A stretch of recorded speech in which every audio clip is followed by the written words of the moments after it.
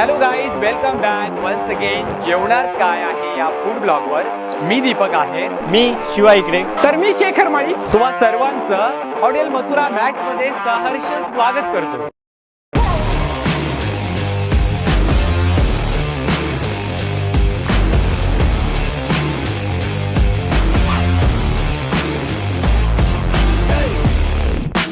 मला एक सांगा काही, या सायकलीला पायच नाही, सॉरी चाकच नाही, तर मी चालणार कसं काय? बरोबर आहे का नाही?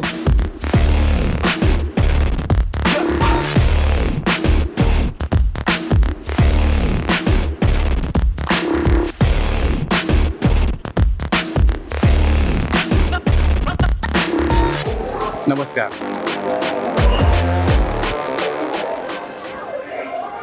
तर मित्रांनो, नाशकातलं हे ट्रेंडिंगला असलेलं ते हॉटेल आहे, अर्थात मथुरा मॅक्स. या ठिकाणी तुम्हाला कधी कधी येऊन परत सुद्धा जावं लागू शकतं, कारण गर्दीच इतकी असते आणि बरीचशी वेटिंग या ठिकाणी असते आणि बरेचसे सेलिब्रेशन सुद्धा या ठिकाणी होत असतात. तर आजच्या एपिसोडच्या माध्यमातून आपण ते बघणार आहोत. तर त्याआधी आपण हे बघणार आहोत की आपल्या जेवणात काय आहे.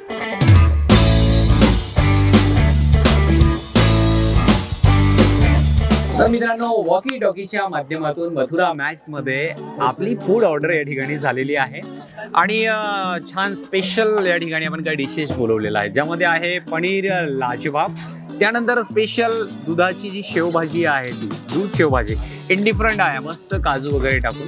त्यानंतर गोव्याला गेल्याची वाईब्स या ठिकाणी येणार आहे, अर्थात नारळ पाण्याची स्पेशल भाजी या ठिकाणी असणार आणि माझ्यासोबत असणार आहे शिवा. आम्ही एकत्रितरित्या या ठिकाणी आजचं फूड टेस्टिंग करणार आहोत आणि पहिल्यांदाच वॉकी टॉकीवरती ही ऑर्डर जरा विशेष पद्धतीने ऑर्डर केलेली आहे. तर बघूया, आज जेवताना जरा कॅन्डल लाईट डिनरचा थोडा फिलिंग आहे आणि मस्त मजा या ठिकाणी येणार आहे. चला तर टेस्ट करूया. पनीर लाजवाब या ठिकाणी आहे, त्यानंतर स्पेशल दुधाची काजू असलेली शेवभाजी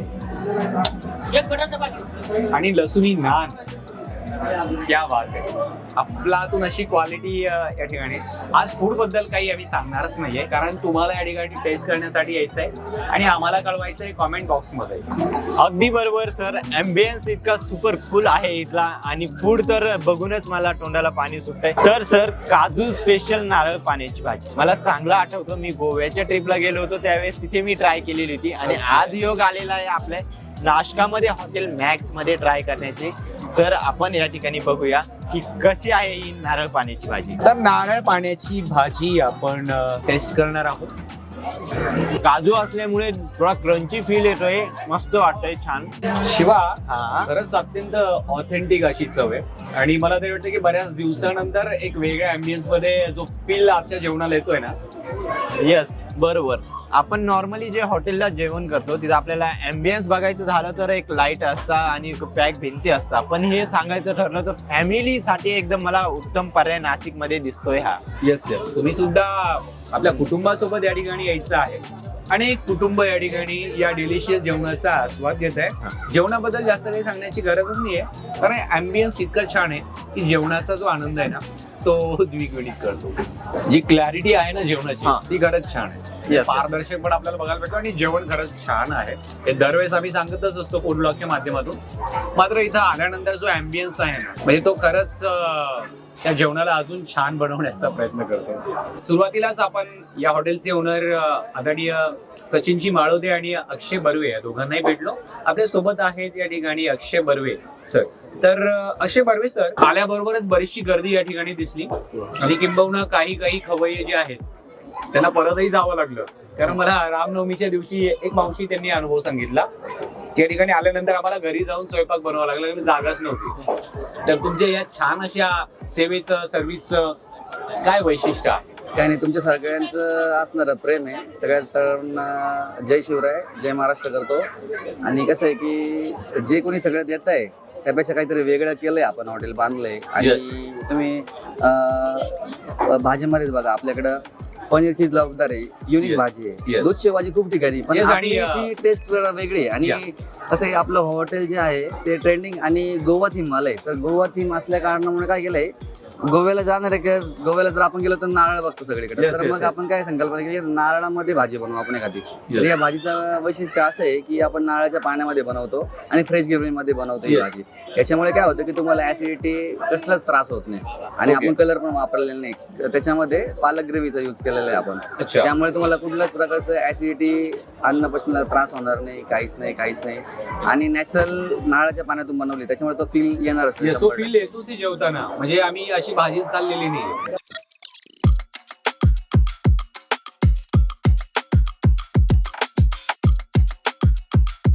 मित्रांनो, आज या ठिकाणी कियांश कारे अर्थात छोट्याशा केकेचा वाढदिवस आहे आणि आपल्या फूड ब्लॉग वरती हा वाढदिवस या ठिकाणी साजरा होतोय. आपण सुद्धा आपल्या छोट्या मोठ्या अनेक आनंदाच्या सोहळ्यांना साजरा करण्यासाठी मथुरा मॅक्स या ठिकाणी येऊ शकता.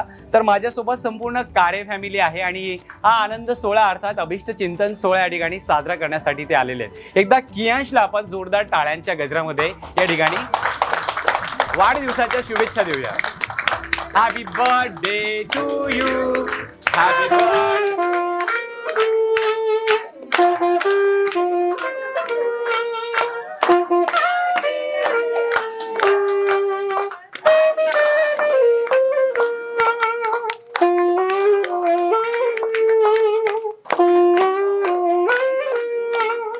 तर कियांश कारेचा अर्थात छोट्याशा केकेचा वाढदिवसाचा केक कापला गेला आहे. सोबत आहे मम्मी पप्पा, आजी बाबा, आत्या मामा, काका काकू, मावशी काका, भरपूर जण या ठिकाणी आणि छोटे छोटेसे त्याचे जोडीदार सुद्धा या ठिकाणी आलेले आहेत. तर छानसा आनंद सोहळा या ठिकाणी साजरा होतोय. तुम्ही सुद्धा या ठिकाणी यायचं आणि आम्हाला कळवायचं आहे कॉमेंट बॉक्समध्ये. थँक्यू. मथुरा मॅक्सचा हा छानसा ॲम्बियन्स आपण या ठिकाणी बघतोय आणि या ठिकाणी आपल्या छोट्या छोट्या मुलांना खेळण्यासाठी अनेक प्रकारची खेळणी आहेत.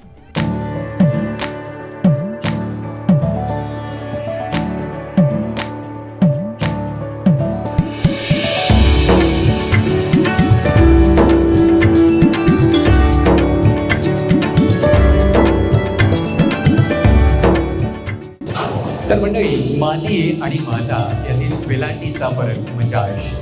एक जन्म देते तर दुसरी खुशी घेते. अशा या पवित्र मातीच्या स्तुतीस विनम्र अभिवादन करून आजच्या या बेबी शॉवर अर्थात डोहाळ्याच्या कार्यक्रमाला उपस्थित झालेले सर्व आपल्या सगळे सोयरे, पाहुणे मंडळी, मित्रपरिवार व सर्वांचं या ठिकाणी जोशी आणि गंधे या दोन्हीही परिवारांच्या वतीने सहर्ष स्वागत करतो. एका जोरदार टाळ्या सर्वांसाठी माझ्या मते. पाहुणा घरी येणार ग, कुणीतरी येणार ग, त्याची येण्याची चाहूल आपल्याला लागलेली आहे आणि त्याच्या येण्याच्या आधीच एक आनंदोत्सव आपण या ठिकाणी साजरा करतो. त्याची येण्याची जी वाटचाल ती अगदी आनंदी व्हावी आणि तोच आनंद सोहळा या ठिकाणी साजरा करण्यासाठी आपण दोन्हीही परिवार या ठिकाणी उपस्थित झालेलो आहोत. तर या डोळ्याच्या निमित्ताने या उभय दाम्पत्याला आपण परत एकदा जोरदार टाळ्यांच्या गजरात शुभेच्छा देतो.